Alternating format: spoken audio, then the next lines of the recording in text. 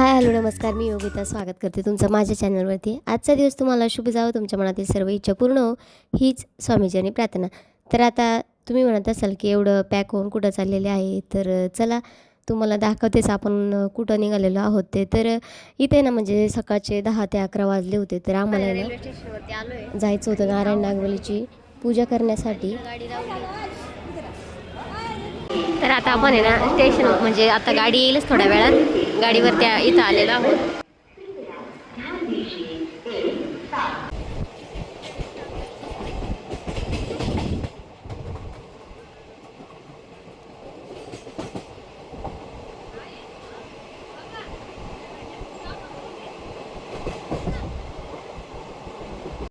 तर आम्ही जाणार होतो बसनी, पण आहे ना आमचं जे म्हणजे येवल्यापासून आहे ना बस बंद होतं त्र्यंबकेश्वर. तर आम्ही ट्रेननी जे आहे ते नाशिकपर्यंत गेलो आणि तिथून जे आहे ती बस पकडली आणि इथं आता बसमध्ये बसलो होतो. तर आहे ना रस्त्याचे काम चालू असल्यामुळं ही बस जी आहे ती 4 ते 5 तास फिरून फिरून मग जी आहे ती आलेली होती. तर ऊन तर एवढं भयानक पडलेलं होतं ना, तर बस कधी तर मला आहे ना ती बस जी आहे ना ती म्हणजे कोणतीही बस असो त्यामध्ये बसलं की असं गरगरल्यासारखं होतं. पण ही बस आहे ना जर अशी सिटी बस होती तर बरी होती.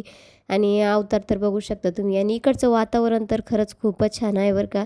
आणि त्र्यंबकेश्वर इथं गेल्यानंतर आहे ना असं वाटतं म्हणजे इतकं तिथं मन म्हणजे असं काय सांगायला पाहिजे, असं रमतं ना तिथं. तर असं आपल्याला घरचं थोडीशीसुद्धा आठवण येत नाही. खरंच शंभू महादेवाची कृपा म्हणा किंवा काय त्र्यंबक राजाच्या त्या परिसरात गेल्यानंतर आहे ना सगळं आपण जे आहे ते विसरून जातो आणि त्यातच जे आहे ते मंत्रमुग्ध होत असतो. तर खरंच खूप छान असं आहे. तर एक वेळ तुम्ही नक्की जा. आणि आता काही जण गेलेले असतील आणि बघा इथे ना अंजनेरीचा हा जो आहे तो डोंगर आहे. तर बघण्यासारखं खूप काही आहे बरं का. पण आता त्यासाठी ना चांगले 4 ते 5 दिवस पाहिजे. तर आता आम्ही गेलो होतो पूजासाठी, तर त्याच्यामुळे जास्त काही फिरणं झालं नाही. पण जेवढं होईल तेवढं मी कॅप्चर करण्याचा प्रयत्न केलेला आहे.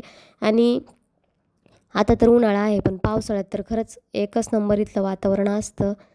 तर चला आता आपण तिथं गेल्यानंतरच तुम्हाला मी दाखवते.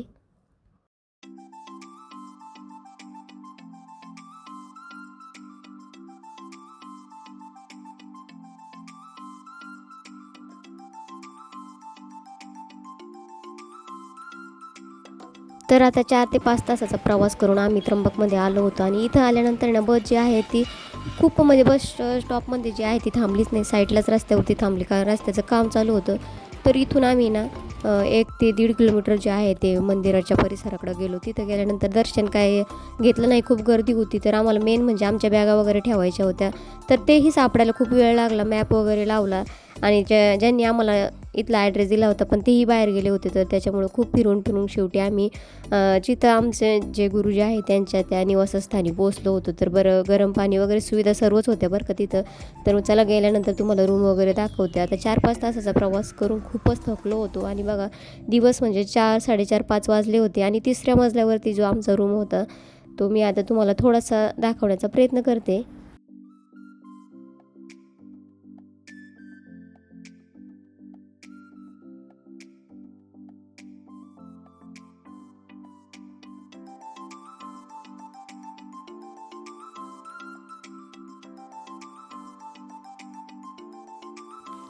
तर ना आता रूमवरती आलो होतो, थोडासा आराम केला होता. आणि अहो आम्हाला सोडवायला आले होते. अहो एक दिवस थांबले, एक रात्रभर म्हणजे त्यांच्या मित्रांची इथे थांबले. आणि मग आम्हाला सोडलं. एक दिवस पुन्हा घरी आले, पुन्हा आम्हाला घेण्यासाठी आले होते. तर बघा छान असा रूम होता, फॅन वगैरे 2 माणसांची सुविधा होती.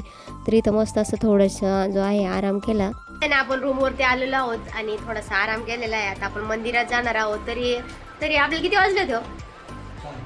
4 वाजले होते. आम्ही सकाळी 10 वाजता निघालो होतो. तर पूर्ण जो प्रवास आहे मी तुमच्याशी शेअर केलेला आहे. म्हणजे बोलून काय शेअर करणं झालं नाही, पण जसं जमेल तसं मी शेअर केलेलं आहे. आणि तुम्हाला थोड्या वेळानंतर रूम पण दाखवते. आणि आता मंदिराकडे जाणार आहोत. तर मंदिर कसं आहे तेही तुम्हाला दाखवते. पूजा कशा प्रकारे होते, काय होते, आणि नारायण नागबली कशी करतात, का करतात, ते सर्व जे आहे ते तुम्हाला स्टेप बाय स्टेप व्हिडिओ येतील. व्हिडिओ स्किप न करता पूर्ण बघत चला. आणि आता आज संध्याकाळपर्यंतचा जो व्हिडिओ आहे मी तुमच्याशी शेअर करणार आहे. तर चला आता फ्रेश होते आणि मग तुमच्याशी नेक्स्ट जे पार्ट आहे तो शेअर करते. चला तर मग चला आता तयारी झालेली आहे. आपण मंदिरात दर्शनाला चाललेलो आहोत. तर चला दर्शनाला निघालेलो आहोत आपण. चल तरी मम्मी आहे, मम्मी पण आहे सोबत. तर चला आता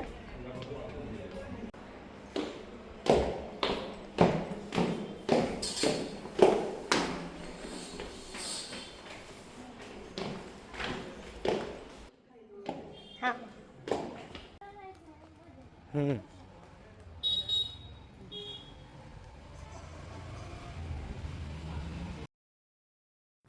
तर पहिल्या दिवशी गेल्यानंतर थोडासा गोंधळ होतो बरं का, कारण जे ठिकाण आहे म्हणजे निवासस्थान आहे तिथून मंदिराकडे जायचं. मग आहे ना मी आईला सांगत होते की हे जे पॉईंट आहे ना, जिथं जिथं आपल्याला लक्षात राहतील असे ठेव, म्हणजे घरी गेल्यानंतर आपल्याला येण्या जाण्यासाठी सोयीस्कर होईल. तर तिला इथं जो मेन पॉईंट आहे ते लक्षात ठेवायला सांगितलं होतं. आणि इथं मंदिरात आलो होतो. तर मंदिरात एवढी गर्दी होती आणि आम्हाला नंतर संध्याकाळी जे आहे गुरुजी माहिती सांगणार होते दुसऱ्या दिवशीच्या पूजेची.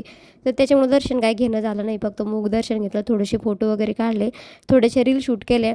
आणि मग जे आहे ते आपल्या जिथं आपण निवासस्थान घेतलं होतं तिथं गेलो. तर मंदिराचं काम चालू आहे, त्याच्यामुळे आहे ना जो इकडचा जो मार्ग आहे ना तो पूर्णपणे बंद आहे.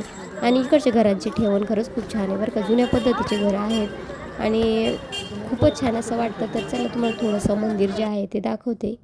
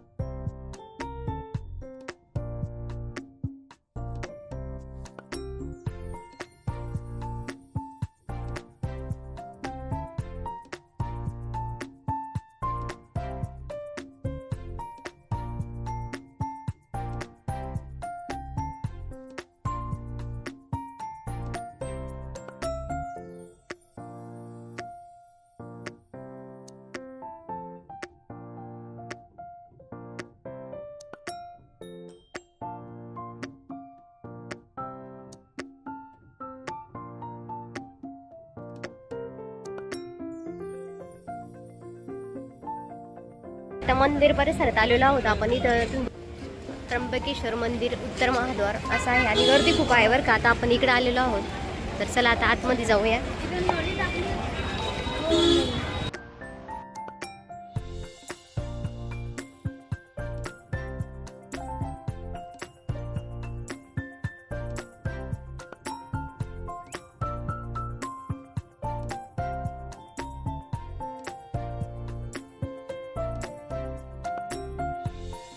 तर मंदिरात काय गेलो नाही, तर इकडं जे समोर मंदिराच्या समोर जे आहे ना ते महादेवाचं जे आहे तिथं पाणी वगैरे पडतं, तिथं थोडंसं फोटो काढले, दर्शन घेतलं. इथं बघा, इथं आपल्या स्क्रीनवरती जे मंदिरातील मूर्त म्हणजे पिंड आहे ती इथं दिसते, जे ज्योतिर्लिंग आहे ते.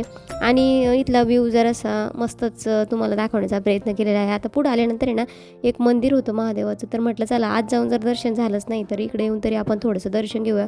तर या मंदिरांची जी म्हणजे काम आहे ना ते खरंच खूप छान आहे. एकदम जुन्या काळातील जे मंदिर आहे ते एकदम दगडी बांधकामामध्ये आहे. तर इथं बघा छान असे ना फोटो काढले आणि मंदिराचं जे आहे ते इथं दर्शन वगैरे घेतलं. इथलाही जो परिसर आहे तोही खूप छान होता. म्हणजे आमच्या रूमकडे जातो ना आम्ही, जिथं आम्ही रूम घेतलेली आहे त्याच रस्त्याला हे होतं. तर म्हटलं आता तिकडे त्या मंदिरात जाण्याऐवजी त्या मंदिरात तर जायचंच होतं, पण आता तिथं शेवटच्या दिवशी आपण गेलो होतो. तर इथं मग तिथं त्या मुली होत्या ना त्या छान अशा पूजा मांडत होत्या आणि इथं दर्शन वगैरे आम्ही घेतल्यानंतर आहे ना आता तिथं आपल्याला जे निवासस्थान होतं तिथं आपल्याला लवकर जायचं होतं. तर त्याच्यामुळं घाई गडबडीत जसं होईल तसं दर्शन घेतलं. बघा अंधार पण पडलेला आहे आणि आपण आता इथून निघालेलो आहोत. तर इथं बघा तिथं मी जे तुळस म्हणजे दिवा लावण्यासाठी खूप छान त्यांनी केलं होतं.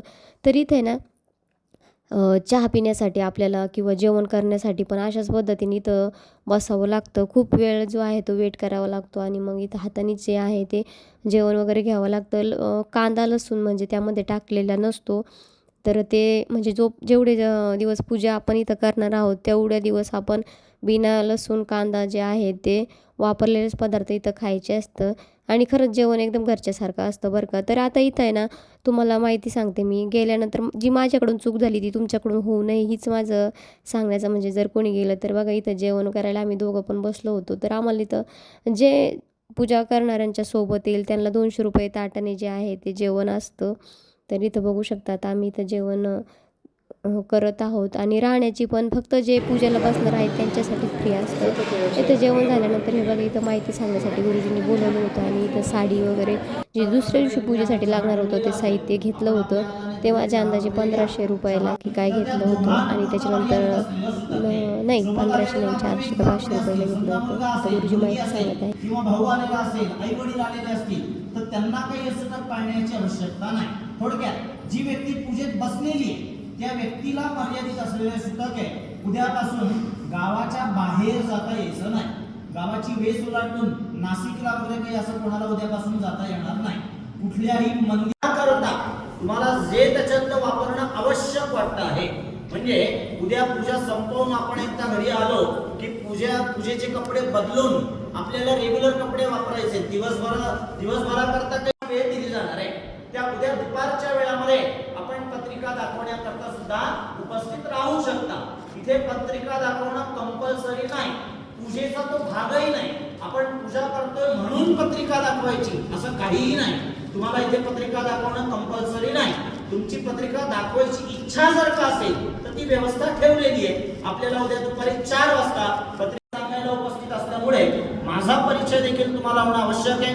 म्हणून मी माझा परिचय तुम्हाला करून दिला, माझं नाव सांगितलंय. तर आता इथे मी गुरुजींचा जो चेहरा आहे तो दाखवत नाही आहे कारण कुणाच्या आपल्या ब्लॉगमध्ये कुणाला दाखवणं जास्त काही म्हणजे आपल्याला जे आहे ते चालत नाही. तर मी ना फक्त त्यांचा फोटो जो आहे तो म्हणजे हे केलेला आहे आणि इथं किचन वगैरे आहे. इथं जे बघा अशी पूजाच्या तयारी असते. इथं ना पाण्याची सोय केलेली आहे. पुढं जे आहे ते जेवणाचं हॉल आहे. तर बघा एकच नंबर अशी सुविधा होती. तर चला आता आहे ना जेवण वगैरे झालं आणि रात्रीची तरी 10-11 वाजले असतील. चला आता जेवण वगैरे झालेलं आहे. थोडं फिरून आलो आणि आजचा पूर्ण दिवस असा गेलेला आहे. तर चला आजचा व्हिडिओ इथं संपवते. व्हिडिओ आवडल्यास लाईक शेअर सबस्क्राईब करायला अजिबात विसरू नका. उद्याच्या दिवशी काय होणार आहे ते तुम्हाला बघायला भेटेल. चला बाय.